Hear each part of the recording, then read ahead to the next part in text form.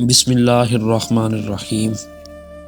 ناظرین، حضرت خواجہ قطب الدین بختیار کاکی رحمۃ اللہ تعالیٰ علیہ کا جب آخری وقت قریب آیا تو لاکھوں کی تعداد میں خلقت جمع تھی۔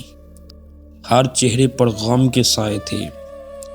آپ کی نماز جنازہ تیار تھی، لیکن ایک اعلان نے پورے مجمع کو خاموش کر کے رکھ دیا۔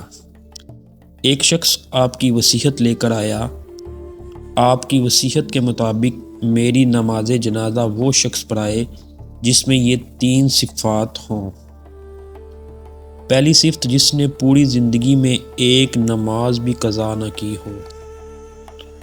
دوسری، جس نے عصر سے پہلے کی سنتیں اور نماز تہجد کبھی نہ چھوڑی ہو۔ تیسری، جس کی نگاہ کبھی کسی غیر محرم عورت پر نہ پڑی ہو۔ یہ سنتے ہی پورا مجمع خاموش ہو گیا۔ ہزاروں علماء، مفتیان دین موجود تھے، لیکن کوئی آگے نہ بڑھا۔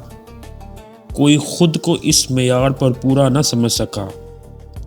وقت گزرتا گیا، اور جب عصر کا وقت قریب آنے لگا تو مجمع کے پیچھے سے ایک شخص آہستہ آہستہ آگے بڑھا۔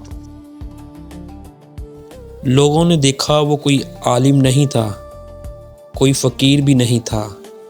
وہ اس وقت کا بادشاہ سلطان شمس الدین التمش تھا۔